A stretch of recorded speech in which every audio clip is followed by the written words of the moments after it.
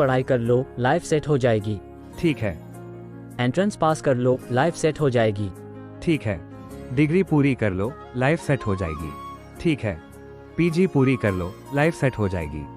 Okay, वैसे अभी तक तो सेट नहीं हुई। हाई सैलरी जॉब कर लो, लाइफ सेट हो जाएगी। अभी भी लाइफ सेट नहीं हुई है, आखिर कब होगी लाइफ सेट?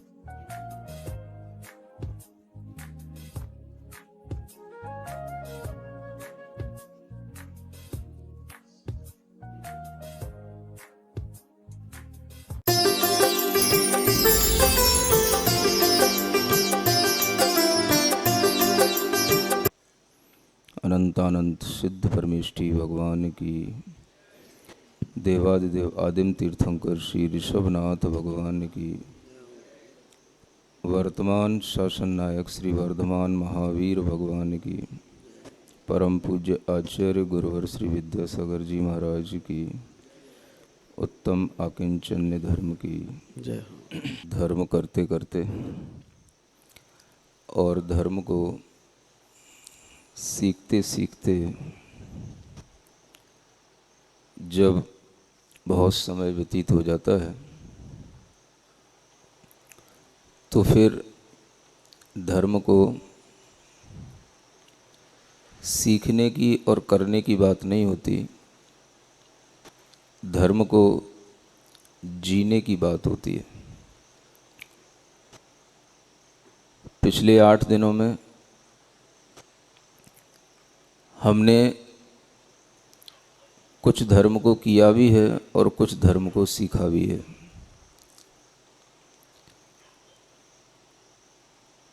क्षमा, मृदुता, ऋजुता, शुचिता, सत्य बोलने तक हम कुछ सीखते हैं।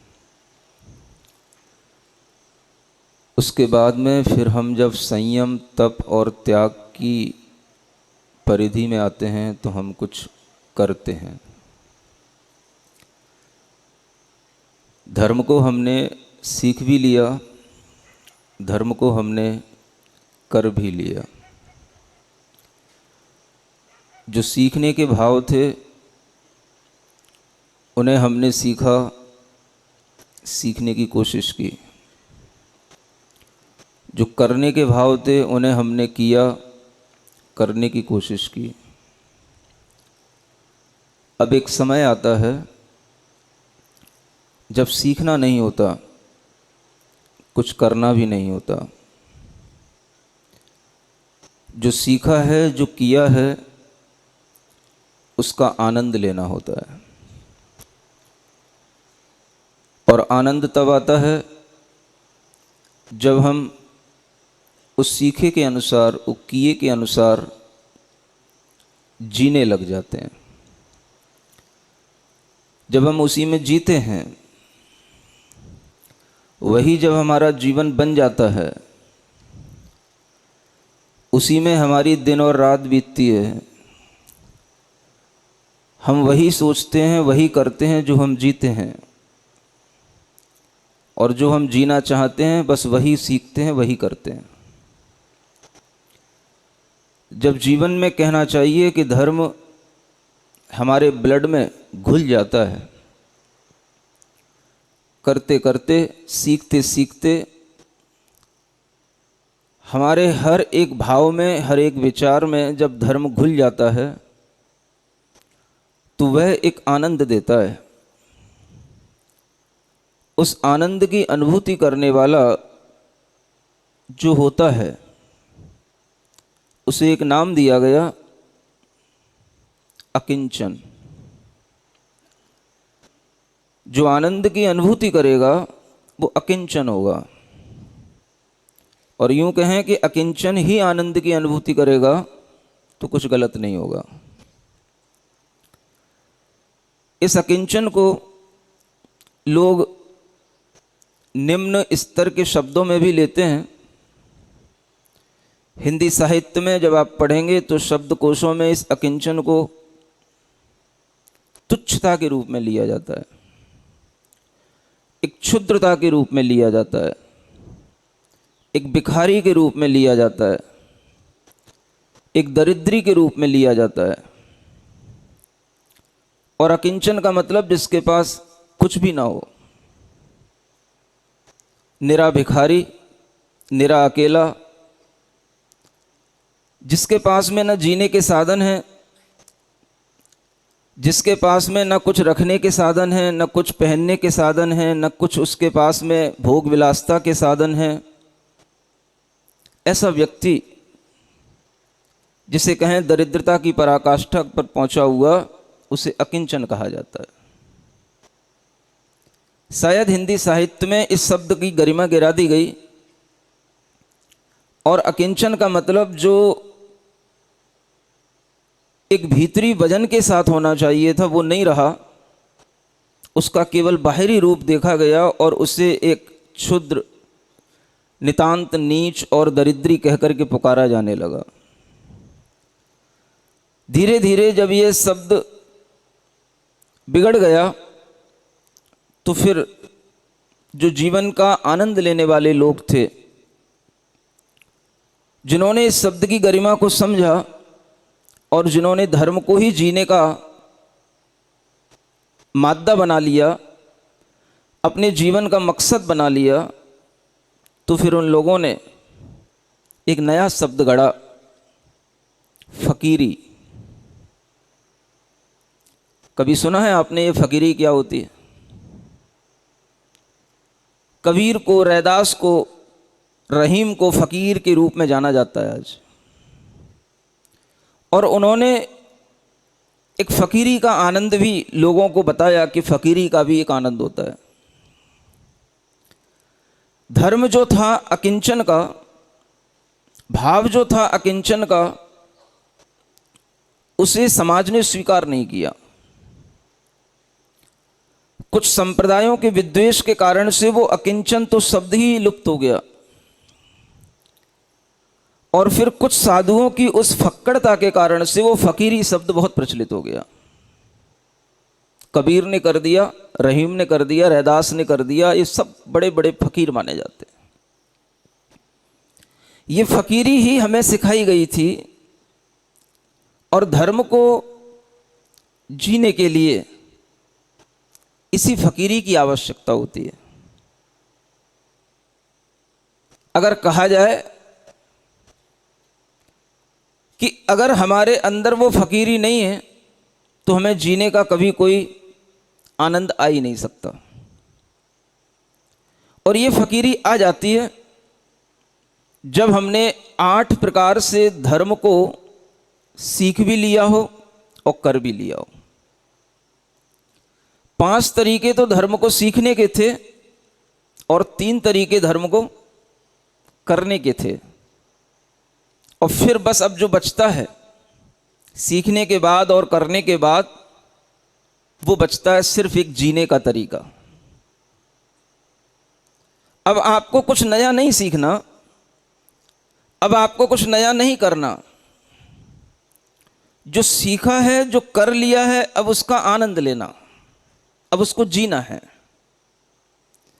इसलिए आज का धर्म कोई सीखने के लिए नहीं है। अकिंचनता सीखी नहीं जाती, फकीरी में जीना सीखा नहीं जाता, और ना उसके लिए हमें कुछ करना पड़ता है। उल्टा जो किया है उसको छोड़ देना पड़ता है, और जो करने का भाव अगर कभी आ जाए तो वो भी मिटा देना पड़ता है। इसलिए इस अकिंचन का सीधा सीधा मतलब है जीना, अपनी मस्ती में जीना। अगर हम आज के बच्चों को सामने रख कर के सोचें कि जिन बच्चों ने शुरू में थोड़ी मस्ती की, बाद में जब उनकी जॉब लग गई, विवाह हो गया, बच्चे हो गए, अब उनकी सारी मस्ती छूट गई। अब उन बच्चों से पूछो कि तुम जी रहे हो कि मर रहे हो। अगर जी रहे हो तो जीने का आनंद कुछ अलग होगा, और मर रहे हो तो भीतर से तुम्हें घुटन महसूस होगी। तुम्हारी सारी फ्रीडम वक्त ने और तुम्हारी सोच ने जकड़ ली। जो तुम्हें कॉलेज लाइफ में आनंद मिला था, कॉलेज लाइफ का तुम्हें मजा मिला था, वो सब तुम्हारे जीवन से अब चला गया। अब तुम्हारे सामने बच्चे हैं, घर है, पत्नी है, परिवार है, माता पिताओं की जिम्मेदारी है, छोटे भाई बहन हैं, उनकी भी जिम्मेदारी है। अब तुम किसी भी तरह से जीना चाहो तो जी नहीं पाओगे। जिन्होंने शुरू में एंजॉय कर लिया, अब उनके जीवन में लास्ट में एंजॉय करने को कुछ बचा नहीं। और जिन्होंने जीवन में शुरू में कुछ सीखा, कुछ किया, उन्हें लास्ट में जिंदगी में एंजॉय एंजॉय एंजॉय करने को ही मिलता है। क्योंकि जीवन का आनंद, जो जीवन का मजा था, वो तुमने शुरू में अगर ले लिया, जल्दी कर दी, तो फिर लास्ट में कुछ नहीं मिलेगा। सारा तुमने स्वयं में पहले से ही सब कुछ अपने अंदर समाहित कर लिया, तो अंत तक तुम्हारा जीवन सूना हो जाएगा, बोरियत हो जाएगी। क्योंकि तुमने अपने जीवन में कुछ सीखा नहीं, कुछ करा नहीं, तुमने केवल बस जो मिला था उसको भोगने की कोशिश की। और भोक्ता कभी भी जीवन के अंत तक सुखी नहीं हो सकता। जीवन भोगने के लिए नहीं, जीवन मजे लेने के लिए नहीं, जीवन जीने के लिए होता है। जो मजे लेने में जीवन निकालते हैं शुरुआत में, उनका जीवन अंत में एक सजा बन जाता है, और वो उस जीवन को फिर अंत तक सजा की तरह निकालते हैं। जीवन का आनंद कहीं पीछे छूट जाता है। आनंद था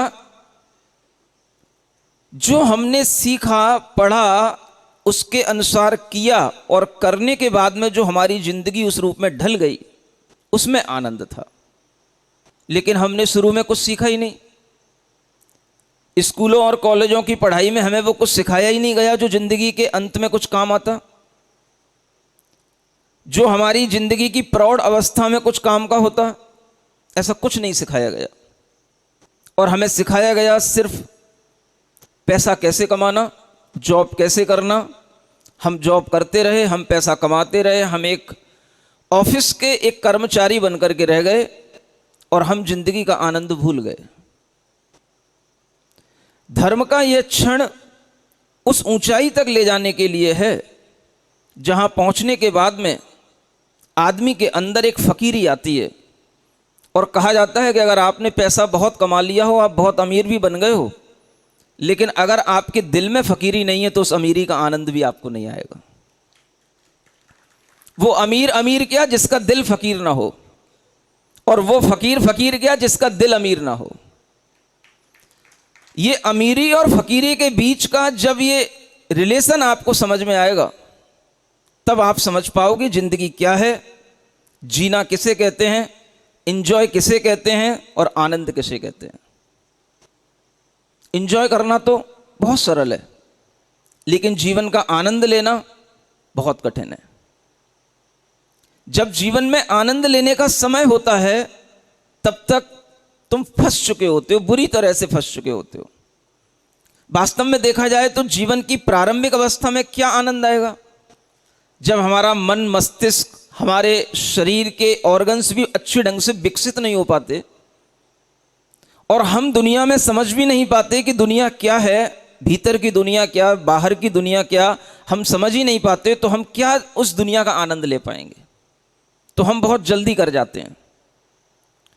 उस दुनिया का आनंद लेने के लिए, अपने भीतर का आनंद लेने के लिए हम बहुत जल्दी कर जाते हैं, और उस जल्दी की ही ये सजा मिलती है कि बाद में हम बहुत कुंठित हो जाते हैं, बहुत जकड़ महसूस करते हैं, बाहर से भी और भीतर से भी। जीवन जब तक बाहर से भीतर से खुला नहीं होगा, खिला हो ही नहीं सकता है।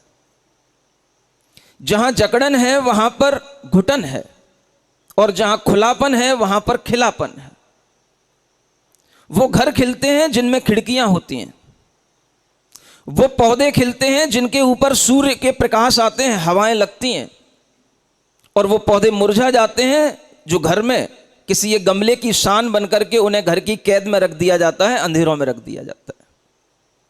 ये दुनिया में जो जिंदगी जीने वाले लोग, एक छोटी सी केबिन में अपनी जिंदगी निकालने वाले लोग, एक छोटे से ऑफिस के एक छोटे से रूम में एक लैपटॉप के सामने अपनी पूरी जिंदगी को स्वाहा करने वाले लोग, ये जिंदगी का क्या आनंद लेंगे?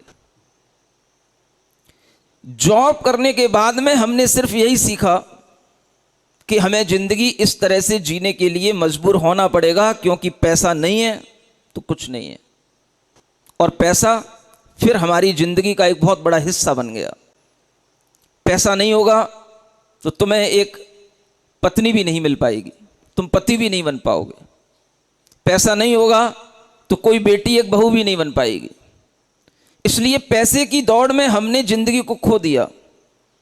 फिर थोड़ी देर बाद हमने जब अपना होश संभाला, हमारे सामने पैसा भी था, पत्नी भी थी, बच्चे भी थे, लेकिन शायद अब जिंदगी नहीं थी। जिंदगी का जो आनंद आना चाहिए था वो नहीं था। हमने देखा कि हम बहुत जकड़ गए, और उस जकड़न में भीतर का जो हमारा ख्वाब था, एक हमारी जो भीतर की आनंद की उड़ानें थीं, एक हमारा इस स्वतंत्रता का जो हमें आनंद था, वो सारा का सारा हमारा आनंद आज हमें परतंत्र होता हुआ दिखाई देता है।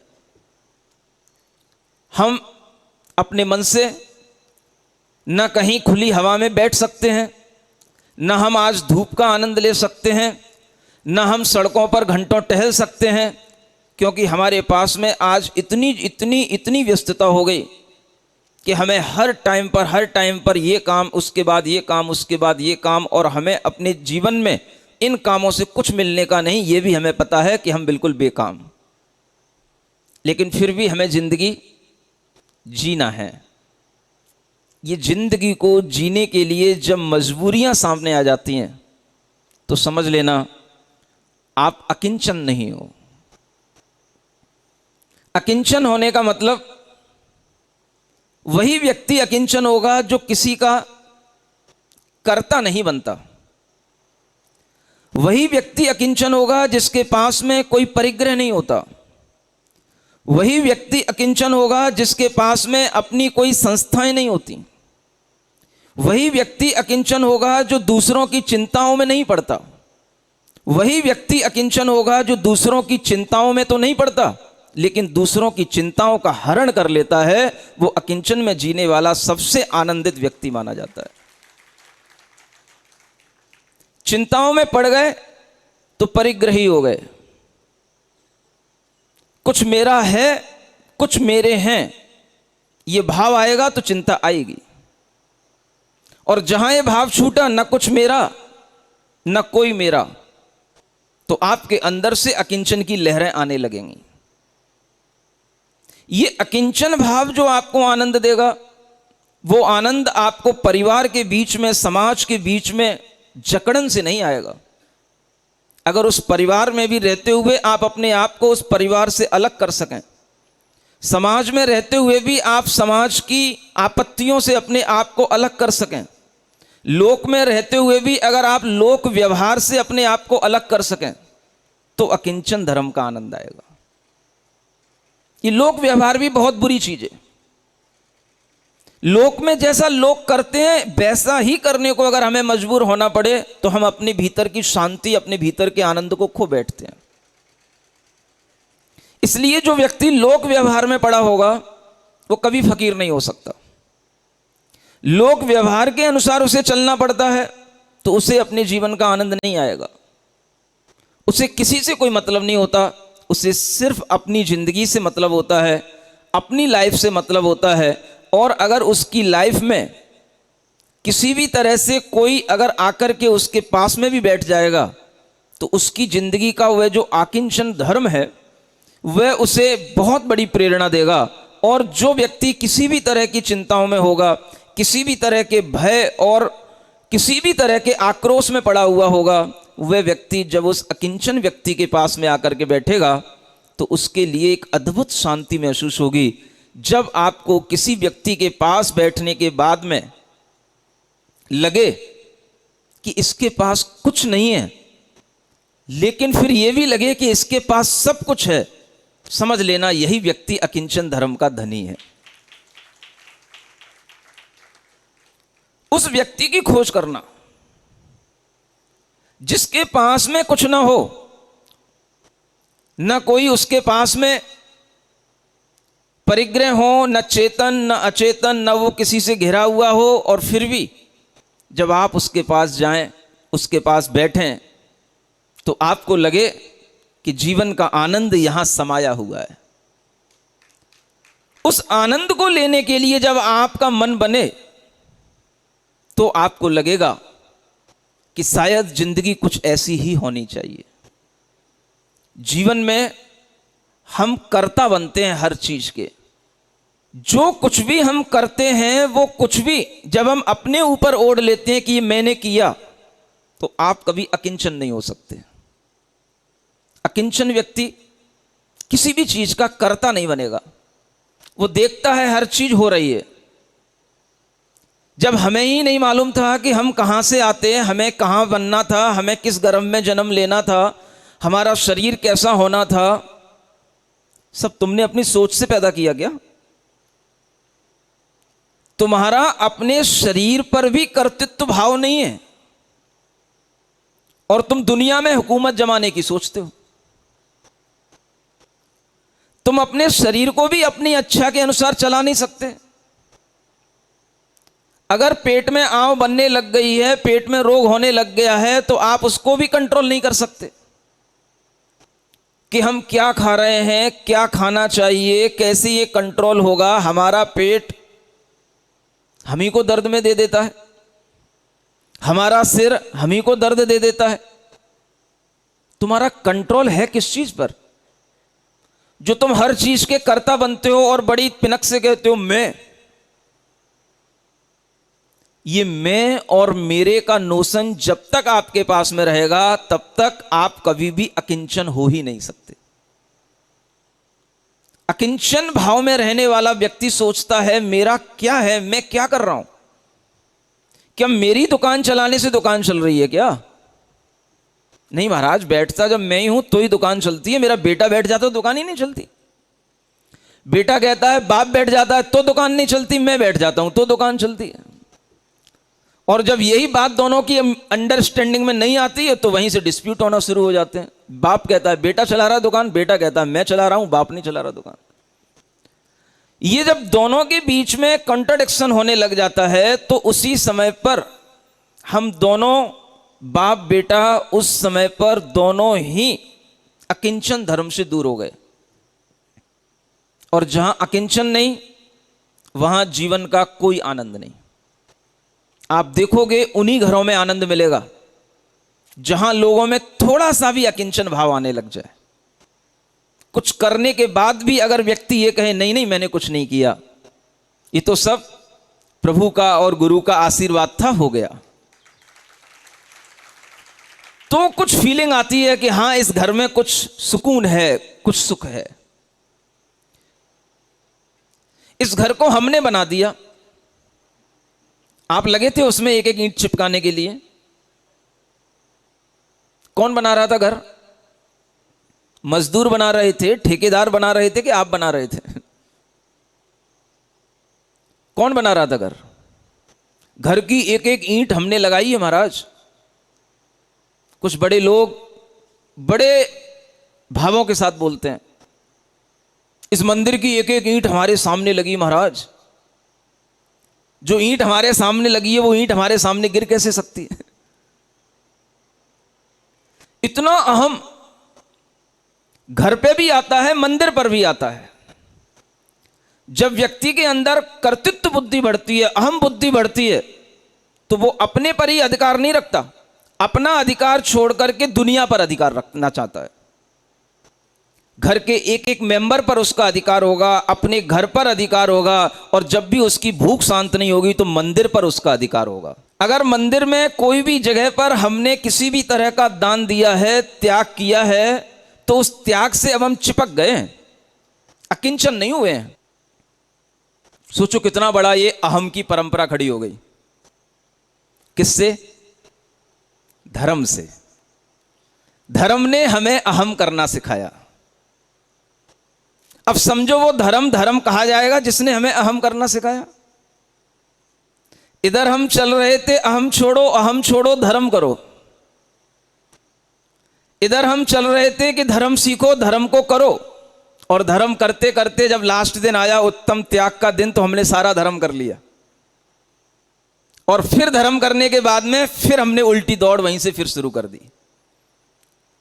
इसलिए कह रहा हूं आज का दिन आपका नहीं है, आप भूल में मत रहना।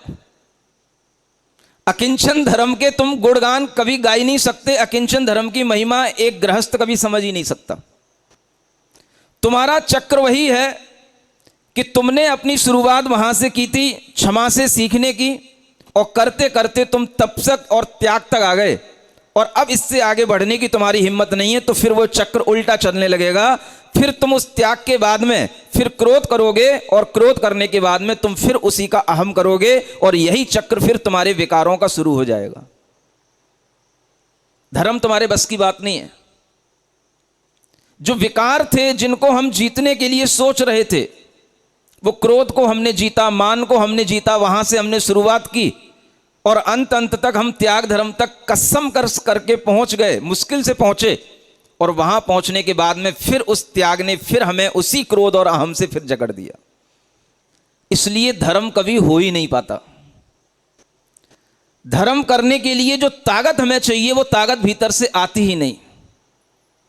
थोड़ा सा क्रोध छोड़ा, थोड़ा सा मान छोड़ा, बड़ी मुश्किल से 8 दिन तप करते हुए, त्याग करते हुए निकाले, और उसके बाद में सारी हिम्मत टूट चुकी भीतर से आदमी की। अब त्याग के बाद में जो ऊपर उठना चाहिए था, जो आनंद का टाइम आना चाहिए था, वहां तक पहुंचना बड़ा कठिन काम है। इसलिए अकिंचन होना धर्म नहीं है, अकिंचन होना धर्म को जीना है। यह धर्म का सार है। सार उन्हीं को मिलता है जो पहले उस फल को प्राप्त कर लें और उस फल को सुरक्षित बनाए रखें। अगर फूल खिल गया है, सुरक्षित रहेगा, तो उसमें से कुछ एसेंस निकलेगा, कुछ सार बनेगा। और अगर वो खिलते खिलते ही किसी ने फिर उसको मिटा दिया, सड़ गया, तो फिर उसमें से कोई सार नहीं निकलेगा। यहां तक हम थोड़ा सा कुछ कोशिश करते हुए आए, त्याग तक जीने की कोशिश की, लेकिन त्याग के बाद में फिर हमारी आगे बढ़ने की हिम्मत नहीं होती। कल से फिर हम सब घर पर पहुंच जाएंगे, फिर हम अपनी वही दुकान, वही मकान, उसमें फिर लगेंगे, और फिर हमारे धर्म की वही उल्टी घड़ियां चलने लगेंगी, और कल से फिर वही अधर्म का वातावरण हमारे सामने होगा। इसलिए त्याग तक ही तुम्हारा धर्म है, इसके आगे तुम धर्म करने की हिम्मत कर ही नहीं सकते हो। और जब तक आप इस तरीके की नासमझी करते रहेंगे, अकिंचन की अनुभूति नहीं होगी। आनंद कुछ अलग चीज होती है, वो दुनिया के साथ नहीं होता है, वो अपने ही साथ होता है। अपने का आनंद, अकेले का आनंद, जो भगवान महावीर स्वामी ने लिया। कोई की जरूरत नहीं है, न शिष्यों की जरूरत होती है, न संघों की जरूरत होती है, न सम्मेलनों की जरूरत होती है, कोई की जरूरत नहीं होती है। आनंद लेने वाले को सिर्फ अकेले बैठने की जरूरत होती है। जब तक व्यक्ति लोक व्यवहार में पड़ा रहेगा, वो कभी भी निर्ग्रंथता का आनंद ले ही नहीं पाएगा। इसलिए अकिंचनता, निर्ग्रंथता, निष्किंचनता, ये वो शब्द हैं जहां पर भीतरी और बाहरी परिग्रह से रहित होकर के अपनी ही आत्मा की ध्यान और समाधि के आनंद में डूबा जाता है। उसका नाम है फकीरी, बाहर से भी भीतर से भी। एक कव्वाली है, शायद ये पाकिस्तान में प्रचलित थी, मुल्तान में, और इस कव्वाली के अंदर यही बोल थे, मजा कहां नहीं जाए इस कंगाली का, भेष दिगंबर धार तू खुशहाली का।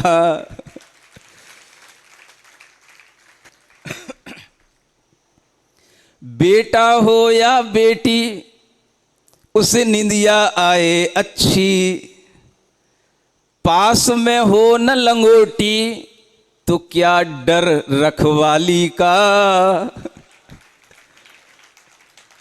भेष दिगंबर धार तू खुशहाली का, मजा कहा नहीं जाए इस कंगाली का। समझ में आ रहा है? ये मजा कंगाली में भी हो सकता है। एक बार ये भोजन लेते, ठाणे ही ठाणे लेते, हाथ में नहीं कटोरी, काम क्या थाली का। मजा कहा नहीं जाए इस कंगाली का, भेष दिगंबर धार तू खुशहाली का। मजा कहा नहीं जाए इस कंगाली का। ये कंगाली में भी कुछ मजा हो सकता है, वो मजा आपके लिए अभी एक सपना है। समझ आ रहा है? जब तक आपके लिए ये लगा है यह मेरा है, यह तेरा है, मुझे इसके साथ जीना है, मुझे उसके साथ जीना है, लेकिन जब कोई व्यक्ति न मेरा तेरा करता है, न किसी के साथ जीने के लिए सोचता है, और उसके लिए न कोई रखवाली का डर होता है, न किसी घरवाली का डर होता है, न किसी थाली के खो जाने का डर होता है, तब उसे कंगाली का मजा आता है। इसका नाम है अकिंचन धर्म। आचार्यों ने कहा है इस अकिंचन धर्म की जो अनुभूति करता है वो 3 लोक का अधिपति कहलाता है, 3 लोक का नायक बन जाता है। अहम अकिंचनोस्मि इत्यास्व त्रैलोक्याधिपतिर्भवे योगी गम्यम तब प्रोक्तम रहस्यम परमात्मनः। आत्मानुशासन में आचार्य कहते हैं कि ये रहस्य परमात्मा को बनने का योगियों के द्वारा ये गम्य है अकिंचन का भाव। अहम अकिंचनो अस्मि, मैं क्या हूं? मैं अकिंचन हूं। इस अकिंचन भाव से ही तुम 3 लोक के अधिपति बनोगे। तीर्थंकर भगवान को देख लो, कितने अकिंचन, कितने अकिंचन, जिन्होंने कभी अपने सामने दीक्षित व्यक्तियों से भी ये नहीं कहा कि ये मेरा शिष्य है, जिन्होंने अपने हाथ से भी किसी के लिए दीक्षा नहीं दी, जिन्होंने कभी अपने सामने के किसी भी तरह के वैभव को देखने के लिए आंख नहीं उठाई, जिन्होंने ना अपने ऊपर देखा कि 3 छत्र कैसे लटक रहे हैं, ना अपने आजू बाजू देखा कि कितने 64 चमर ढुराए जा रहे हैं, जो सिर्फ नासा दृष्टि करते हुए 3 लोक के नाथ बने हुए हैं, ये इसी अकिंचन धर्म की बदौलत बने हुए हैं। ये अकिंचन धर्म का फल कहा गया है। योगी गम्यम, योगियों के द्वारा गम्य है ये अकिंचन धर्म, भोगियों के द्वारा गम्य नहीं है। ऐसे अकिंचन धर्म के माध्यम से ही उसकी आत्मा में सार प्रकट होता है। इसलिए शायद जब आप ये पूजाएं पढ़ते हैं तो उसमें आता है अकिंचन ब्रह्मचर्य सार है, ऐसा कुछ आता है। ये सार है, सार, सार माने वो सार नहीं पशुओं के बांधने वाली सार, सार जो गुलाब का फूल बनने के बाद में उसकी गंध निकालने के बाद में जो उसका एसेंस बनता है, उसकी जो सुगंधी, एक बूंद भी अगर हम अपने हाथ पर रख लेते हैं तो पूरा माहौल महक जाता है, उसको कहते हैं सार। वो सार है ये। इसलिए सार तक पहुंचना निस्सार लोगों की बात नहीं हो सकती है। सार तक पहुंचने के लिए भीतरी और बाहरी दोनों प्रकार के परिग्रहों से मुक्त होना पड़ता है। और जब आत्मा इस तरह से परिग्रहों से मुक्त, कर्ता बुद्धि से मुक्त, ममत्व बुद्धि से मुक्त, तब उस आत्मा के अंदर अकिंचन धर्म का सागर लहराता है। तब उसके अंदर अकिंचन धर्म का आनंद का लहर लहर चलती रहती है। ये अकिंचन है। सुन रहे हो कि नहीं? आपके काम का तो कुछ ही नहीं है? कोशिश करना। जो बच्चे बड़े हो रहे हैं, बड़े होने के बाद में सब कुछ कर भी लिया हो, मान लो परिवार बसा लिया हो, पत्नी बच्चे सब हो गए हों, सब कुछ करने के बावजूद भी कभी ये सोचना मैं क्या अकिंचन बन सकता हूँ? सिर्फ एक क्वेश्चन अपने सामने लाना। और उस अकिंचन बनने के लिए अगर आपके लिए कुछ प्रोसेस चलाने का भाव हो कि मैं अकिंचन कैसे बनूं, तो हर काम, जो हर चीज आपने अर्जित की है, जो कुछ भी आपके पास क्वालिटी है, जो कुछ भी आपके पास में योग्यता है, उस योग्यता को अकिंचन बनने के लिए दूसरों को देने की कोशिश करना और ये सोचना it is not for me but for you.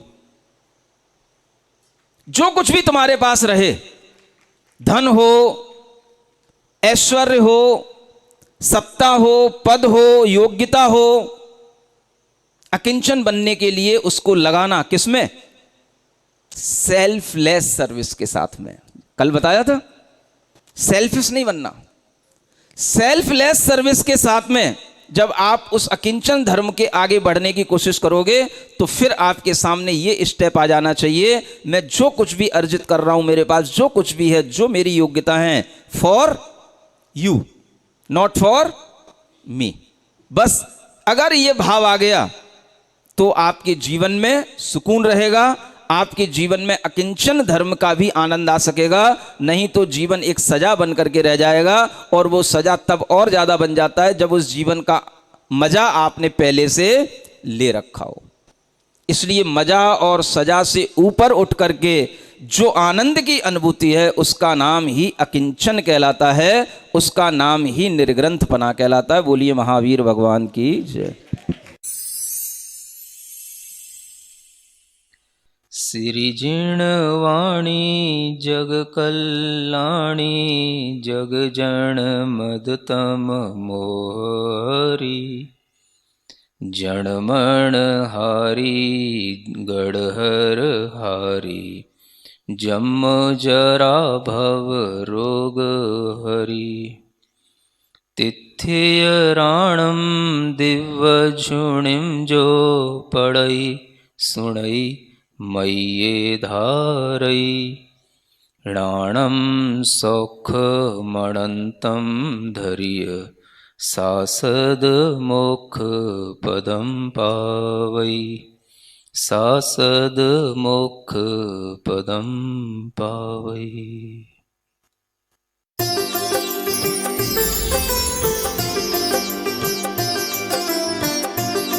Board की पढ़ाई कर लो, लाइफ सेट हो जाएगी। ठीक है। एंट्रेंस पास कर लो, लाइफ सेट हो जाएगी। ठीक है। डिग्री पूरी कर लो, लाइफ सेट हो जाएगी। ठीक है। पीजी पूरी कर लो, लाइफ सेट हो जाएगी। ओके, वैसे अभी तक तो सेट नहीं हुई। हाई सैलरी जॉब कर लो, लाइफ सेट हो जाएगी। अभी भी लाइफ सेट नहीं हुई है, आखिर कब होगी लाइफ सेट?